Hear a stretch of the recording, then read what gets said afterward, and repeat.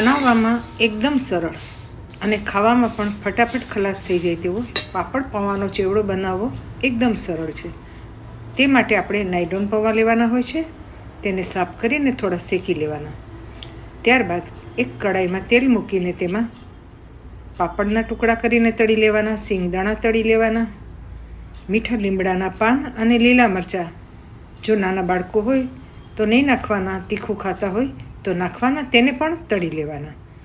એ બધું તળાઈ જાય એટલે તેમાં આપણે જે સાફ કરીને રાખેલા નાયલોન પૌવા હતા તે તેમાં ઉમેરી દેવાના. ત્યારબાદ તેમાં જે સિંગદાણા તળેલા હતા તે, પાપડ તળેલા, મીઠા લીમડાના પાન અને લીલા મરચાં એ પણ ઉમેરી દેવાના. બધું મિક્સ કરવાનું. ત્યારબાદ તેમાં જરૂરિયાત પ્રમાણે મીઠું, હળદર અને દળેલી ખાંડ ઉમેરવાના. તેમજ થોડો ચટપટો બનાવવો હોય તો થોડો ચાટ મસાલો ઉમેરવાનો. તો એકદમ ફટાફટ તૈયાર થઈ જતો પાપડ પૌવાનો ચેવડો તૈયાર છે. તમે પણ ઘરે બનાવો અને બાળકોને લંચ બોક્સમાં આપો. ક્યારેક બહુ ભૂખ ના લાગી હોય ત્યારે ચા સાથે પણ લઈ શકો છો. ખાવામાં એકદમ સ્વાદિષ્ટ લાગે છે.